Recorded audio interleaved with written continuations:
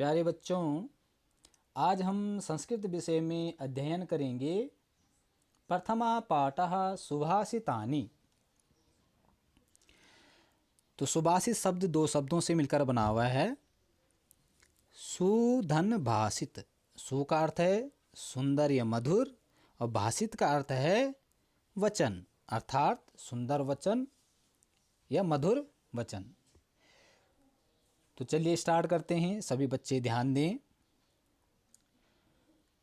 गुणा गुणगे सुगुणा भवन्ति, ते निर्गुणं प्राप्य भवन्ति दोषः। सुस्वादुतो यः प्रभवन्ति नद्यः, समुद्रमासाद्य भवन्त्यपेयः। गुणः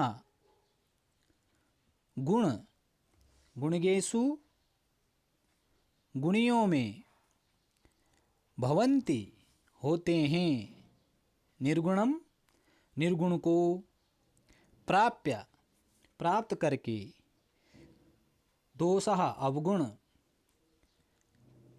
भवन्ति होते हैं, सुस्वादुतो यः स्वादिष्ट जल वाली, प्रभवन्ति निकलती है, नद्या नदियाँ, समुद्रमासाद्य समुद्र में पहुंचकर।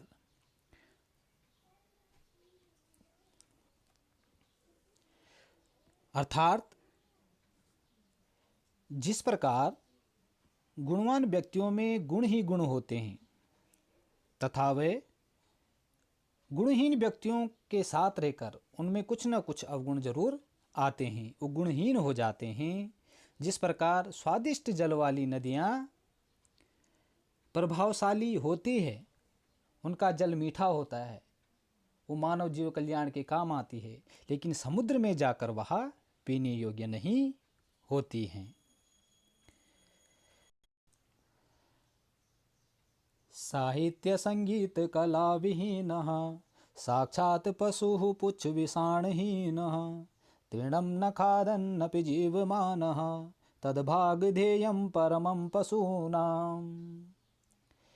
साहित्य अर्थात कला, नाटक, कविता आदि को हम साहित्य कहते हैं।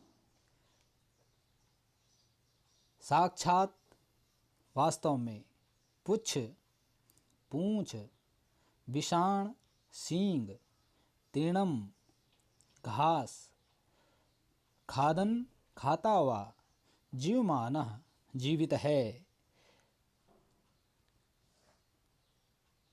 भागधेयम भाग्य, परमम परम।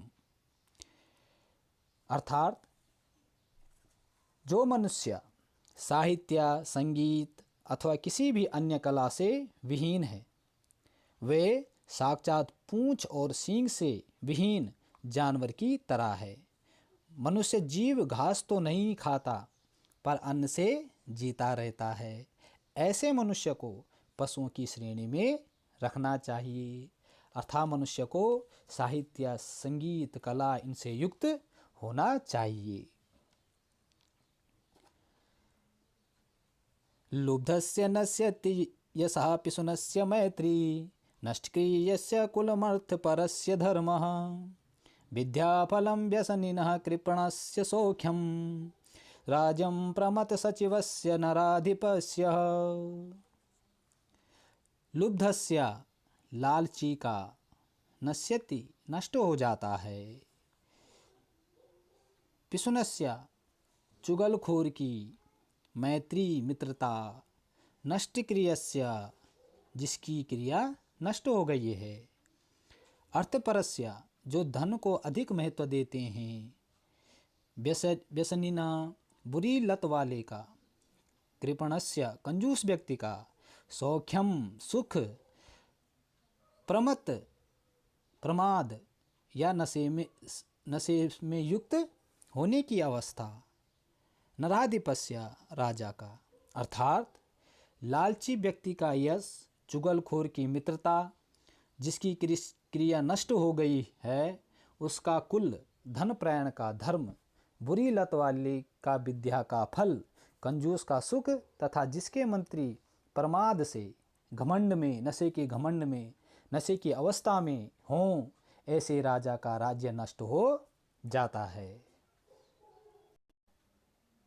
पीत्वा रसं तु कटुकं मधुरं समानं माधुर्यमेव जनयेन मधुमक्षिकासो सन्तस्ततैव समसज्जन दुर्जनानां श्रुत्वा वचः मधुरसूक्तरसं सृजन्ति।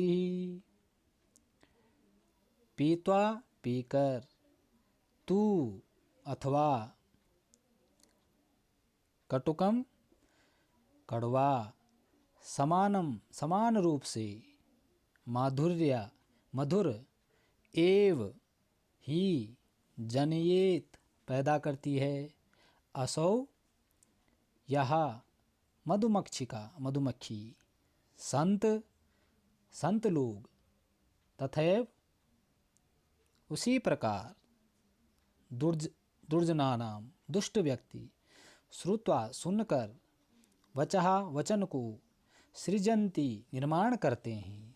अर्थात जिस प्रकार मधुमक्खी कड़वे अथवा मधुर रस को समान रूप से पीकर मधुर रस ही उत्पन्न करती है, उसी प्रकार संत लोग सज्जन और दुष्ट लोगों के वचन को समान रूप से सुनकर मधुर सूक्ति रूप रस का निर्माण करते हैं। महतां प्रकृतिः सैव वर्धितानां परैरपि न जहाति निजं भावं संख्याशूलाकृतिर्यथा।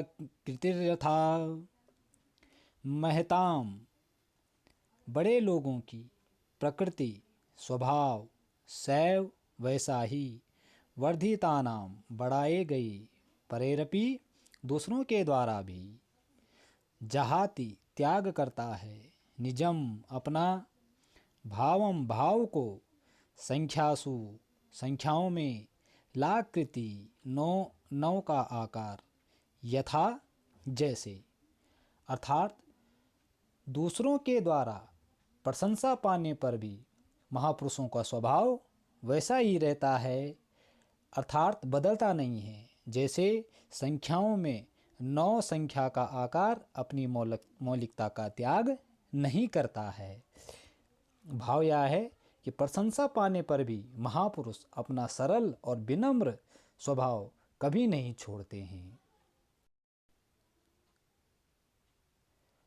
स्त्रियां रोचमानायां सर्वं तत् रोचते कुलं तस्यां तरोचमानायां सर्वमेव न रोचते। स्त्रियां स्त्री के रोचमानायां अच्छी लगने पर सर्वम समग्र रोचते आनंदित होता है कुलम कुल या वंश तस्याम उसके अरोचमानायाम अच्छी न लगने पर रोचते आनंदित होता है। अर्थात परिवार में स्त्री के प्रसन्न रहने पर वह सारा परिवार प्रसन्न रहता है, उसके अप्रसन्न रहने अथवा अच्छा न लगने पर कुछ भी अच्छा नहीं लगता है। भाव यह है कि जिस परिवार में जिस कुल में जिस वंश में स्त्री का सम्मान होता है वह वंश वह कुल वह परिवार दिनों दिन प्रगति करता है। तो ये इस लेसन का अंतिम श्लोक था और सभी बच्चे इन श्लोकों का अभ्यास करेंगे सस्वर और कंठस्थ। इनमें से कोई से भी 2 श्लोक आप लोग याद करेंगे।